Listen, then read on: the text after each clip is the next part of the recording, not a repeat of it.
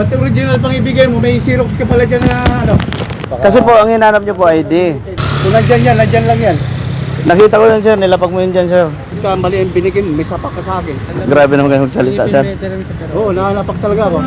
Wala namang makakala kung ano. Itapon ko yung ano mo. Pag ang isang taong gumawa ng kamalian, kayo dyan sa loob ng kampo, makinig kayo niya, kahit Aguinaldo pa, kahit Bonifacio pa, kahit nasa Marines pa kayo, nag-iwan ka ng masamang panlasa, nag-iwan ka ng tatak na maangas ka, masisira ang buong militar sa kabastusan na ginawa mo eh. Hihingi ka ba ng sorry o magpapakita ka ng angas o pati tinuin kita? Baka sabihin ng ibang tao, dahil militar ka, natatakot kami sa'yo. Sa bitag, wala kaming takot-takot dito. Pag mali, mali. Hoy, bayaran mo ako ng 10,000 ha. Una, ibabayad ko sa kanya, babayaran mo ako kasi kung hindi, hahanapin kita, may utang ka sa akin. Sir, medyo nakakabahala lang ang inyong sumbong na kung saan nag-deliver lang kayo tapos ganun ang inabot ninyo, pandodoro, tapos sinampas pa kayo ng sombrero? Opo. Hindi ko nga akalain na ganun gagawin niya kasi kung tutuusin, sila naman talaga may mali. Ang inano ko, sabi ko pa nga, sana po kasi sir, pagpasok ko, dapat may binigay kayong number para pag... Oo, usually ganun yun. Yung parang number, pagbalik ng gate, bibigay mo yung number, ibabalik niyo yung lisensya mo. Pasok mo doon sa kampo, ibinigay mo yung lisensya mo doon sa sarhento na yun. Ngayon, pag bandang exit, wala daw sa kanya yung lisensya mo. Wala Tama ba? po. Oo. Okay, tatanungin kita, nagkaroon ba kayong diskusyon pagpasok mo sa loob ng kampo? Nung pagpasok po, wala naman naging problema. Alright, ayos ka naman, magalang ka sa kanila. Opo. So, hindi naman kayo nagkasagutan? Hindi po. Okay.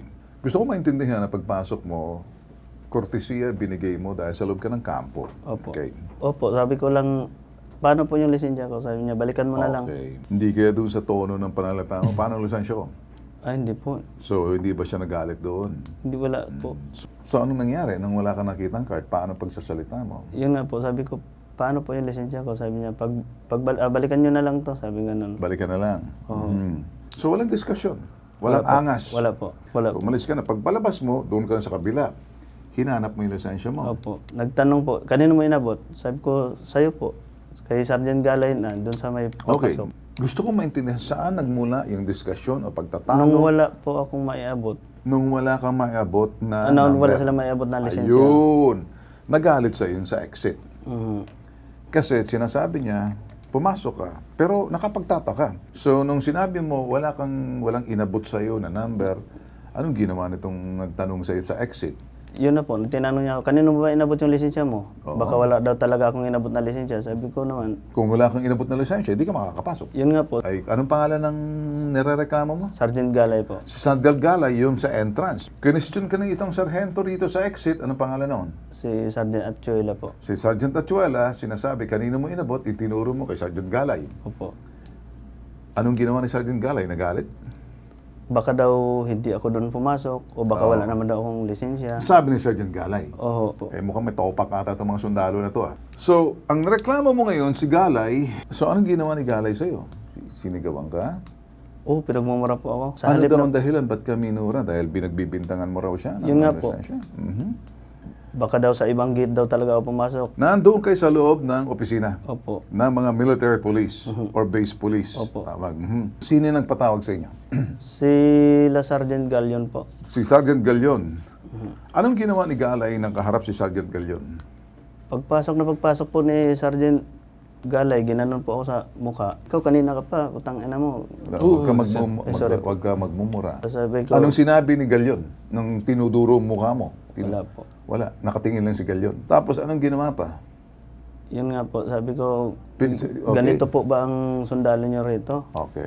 Nandito na sa loob ng office, ganito pa ginagawa sa akin. Okay. Ganun ang sinabi mo. Sa loob ka na dahil feeling mo safe space na yun. Oo. Kasi opisina na ng mga military police yun eh. MP police yun. Di kung naman, base police pa ang tawag doon eh. Ano pang sunod ginawa sa pananakit sa'yo? Meron pa? Yun. Kinuha niya. Sinampas Sinampas sa akin. Sinampas sa'yo. Nakita pa rin ni Galion. Oo, nakita. Ang ginawa ni Galion, marami nakakita ron. Ang ginawa nila. Humarang po yung isa kasi Kumarang na dahil nananakit na. Masama ang loob mo dahil sinapak ka ng sombrero, yung cap niya, pak ganon, tapos tinuro pa, na minura-mura ka, umuwi ka na masama ang loob mo. oo. Paano mo nakuha ang lisensya mo bandang huli? Saan mo sana tagpo ng lisensya? Sabi nila sir, nahanap daw po. Nahanap. So ibig sabihin, nasa kay Galay lang to. Kaya si Galay ang problema. So si Galay ang nirereklamo mo. Oo. Itong putres na Galay na to, nanakit na sa'yo, pinagmumura ka na, tinurok ng pisngi mo, hinampas ka pa, walang nagawa sa loob ng MP. Yan ang gusto kong makita. Pag ang isang taong gumawa ng kamalian, kayo din sa loob ng kampo, makinig kayo yan, kahit Aguinaldo pa, kahit Bonifacio pa, kahit nasa Marines pa kayo, pag sinaktan nyo ang civilian, hindi dahil militar kayo, wala tayo sa martial law. Kahit martial law, hindi pwedeng gawin yan. Kaya kakausapin natin to si Major Sidney Garcia. Hello sir, magandang umaga po sa inyo sir. Hello sir, katabi niyo ba si Sergeant Galay?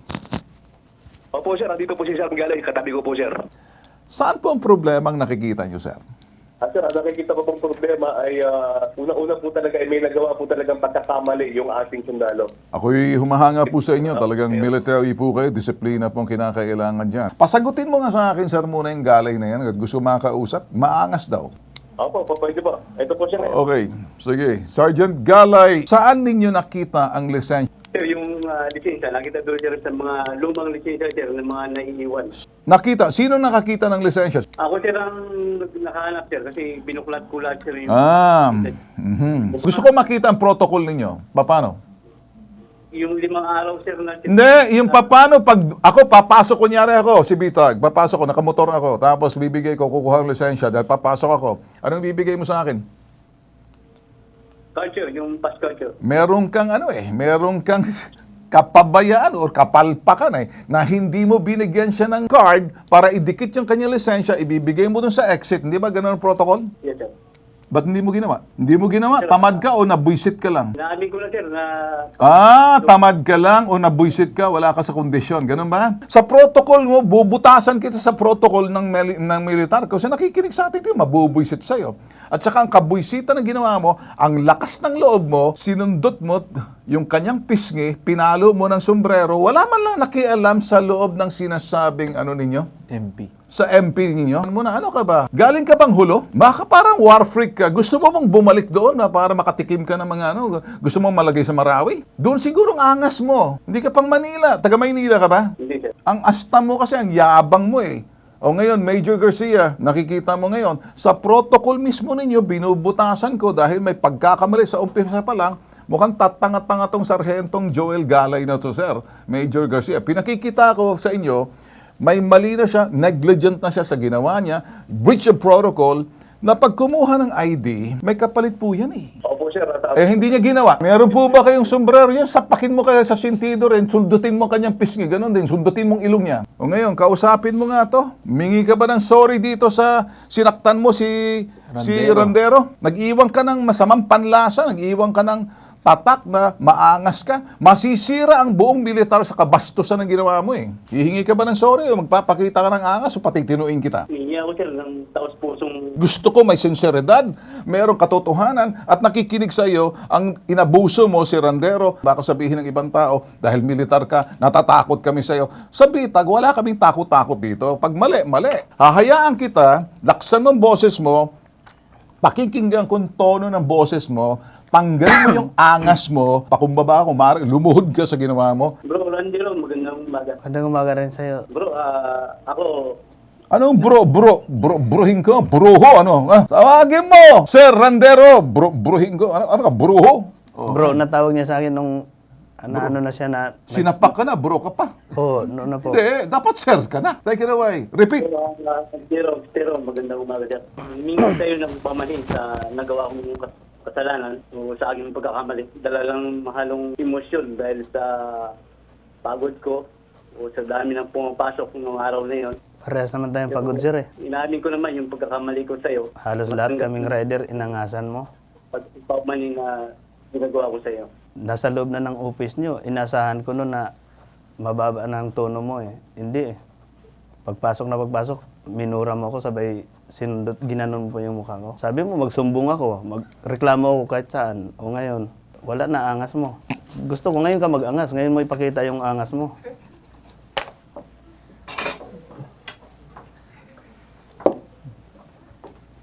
Hindi ganyan tono ng salita mo noon eh, sobrang angas mo eh. Minura-mura mo ako, hindi mo naman ako pinakain. Naisip ko nga sir eh, baka kako lahat ng pamilya nyo, puro sundalo. Wala ka sigurong ano na sibilyan, kaya ganun pakikitungo mo sa mga sibilyan.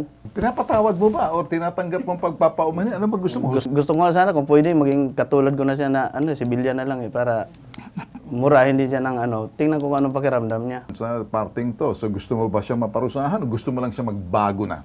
Gusto ko maparasahan, sir. Ang akin lang naman nung paglabas po sana, sir, doon pa lang, inamin na niya na, pasensya ka na, bigyan mo ako ng kahit 2 araw lang para... Nawalan ka. Magkano nawala sa isang kabawat araw na nawawalan kang biyahe, magkano nawawala sa iyo? Kasi parang pinagkaitan ka ng magbiyahe ng 5 araw, nawalan ka ng Hindi po ako kita nagbiyahe ron. talaga. Nung galing ako dyan, yun lang po kita ko nung araw na yun.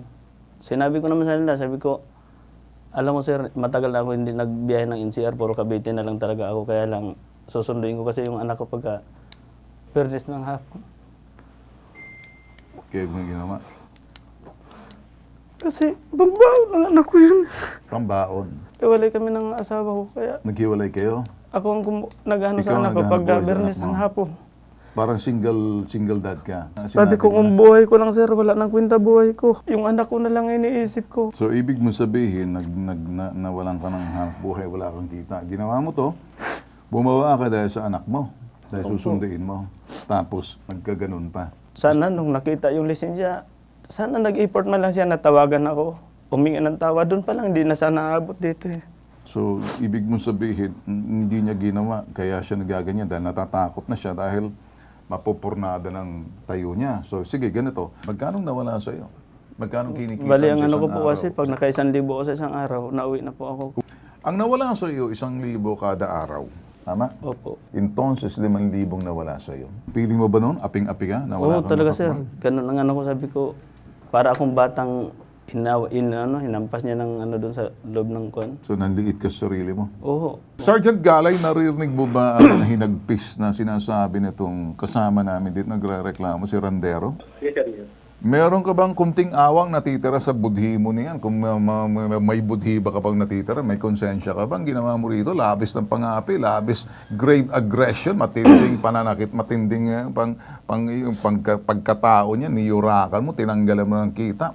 Binastos mo, naghahanap buhay lang naman, tapos ikaw militar, masyadong ang taas ng tingin mo sa sarili. Tinignan mo ba, pag nawalan siya ng lisensya, wala siyang kikitain, magugutom siya? Iniisip mo ba yan, Sergeant Galay? Yes, sir. Iniisip ko na. Inisip mo, sige, kalahati ng sweldo mo, ibigay mo sa kanya. Call? Oy, Sergeant Galay, bayaran mo to ng 5,000, gagawin ko 10,000. Babayaran ko siya, sisingilin kita, pupunta ko ng Capignaldo. Ano, there? Kaya mo? Sagot! Yes, sir. Yes, sir. Siguraduhin mo, kukuha ko, magbibigay na ako ng baseball cap ng kalibitak, hampas ko sa'yo pag hindi mo binigay ang pera sa akin. Ako magbabayad sa kanya ng 10,000, dodoblehin ko dahil sa perwisyon ginawa mo, putok sa buho ka. Ikaw at ako magtutuos sa harapan ni Major Garcia, sisingilin kita. Subukan mo. Kausapin natin ngayon sa kabilang linya si Attorney Badas. Magandang umaga po sa inyo. At ito pong ganitong klase, Ginoong Carl, Ginoong Ben, mga kababayan, ng pagkilos ng isang sundalo, partikular laban sa isang sibilyan, ay may tuturing na conduct and becoming of a soldier. Papanagutin siya sa ilalim ng kanilang sistema ngayon, pinahihirap sa sistema ng pagdidisiplina. Kailangan po natin marahil ipaalala sa Armed Forces of the Philippines. Yung nabanggit na natin sa ligang batas that the Armed Forces of the Philippines is the protector of the Filipino people. Dito po sa sitwasyong ito, hindi protector eh. Nilabag po niya sa ligang batas, diretso po ito. Batas nilabag niya yung conduct and becoming of a soldier. Dito sa parting to, magkanong danyos na perwishes, moral damages, mental anguish, sleepless night, lahat ng yan kung talagang titingnan natin para maparusahan, hindi sa disiplina, kung anong pahirap na ginawa niya, pinagkaitan niya ng hanap buhay, itong joyrider, sa palagay mo kaya magkanong makukuha nitong gagamit ng hukuman at ipasa sa civilian court itong ginawa nito? Ang tingin ko po dyan, hindi bababa ng 100,000 piso. Pwede na po yung maging, ayoko po kasing tawagin kabayaran, kundi kapalit ng actual damages, Ginoong Ben Tulfo, na naranasan ng rider na wala namang kasalanan. Wala naman siyang krimen na ginawa sa loob ng kampo. Siya ay naghahanap buhay ng marangal, pagpapalit ng nawala dito po sa rider. Tama. Restitution of Yes. damages. Yes. Plus, yung binabanggit po ninyo, moral damages, which includes yung pong sama ng loob, which includes kung saan-saan nangutang yan para may pambaon ng anak, Ginoong Bertulfo. Yung po yung kailangang makita nitong sundalo at nang sa ganon, hindi magiging mabigat sa kanya itong sitwasyon kanyang kinakaharap. But anyway, sir, kami naman, hindi naman namin ginagamit ang programa para makapaningil. Tanong mo nga dyan sa sundalo mo, kung tumatalab na ba sa kanyang sentido, tumatalab na ba sa kanyang budhe, o may konsensya na ba siya ngayon na susunod, tuwing may papasok ng sibilyan, umayos na yan, sir. Kasi kung hindi, huwag niyo gawing MP yan, itapon niyo na sa basilan yan, o tapon niyo kung saan. Sergeant Galay, lumutang ka nga, anong gagawin mo yan? Hello, sir. Oh, ano? Anong gagawin mo yan? Ano? Bilang isang sundalo, sir, humingi ako sa kanya ng taos-pusong pagpakumbaba, sir, para sa paumanhin na nagawa ko sa kanya. Okay, sige. Nangyari na, madaling magpaumanhin. Mahirap na bawiin, saktan mo na. Ganito lang gagawin natin. Hoy, bayaran mo ako ng 10,000 Ibabayad ko sa kanya, babayaran mo ako kasi kung hindi, hahanapin kita, may utang ka sa akin. Alam ko naman, mahihirapan ka magbayad, sundalo ka eh. At saka pambayad niya, ibibigay ko uli yung 10,000. In the meantime, Major, kung nakikinig ka, Yes, sir. eh may parto pa tayo rito, Major. Pwede ba, pakibatok mo muna yung lintik ng sundalo, sapakin mo rin, sundutin mo Yes, sir. yung ngalangalan yan. Sige. With pleasure. Sige. Alright, sige. Thank you. Kaya mabahal sa imo, ha? Salamat kayo, sir. Wala'y problema sa amo, ha?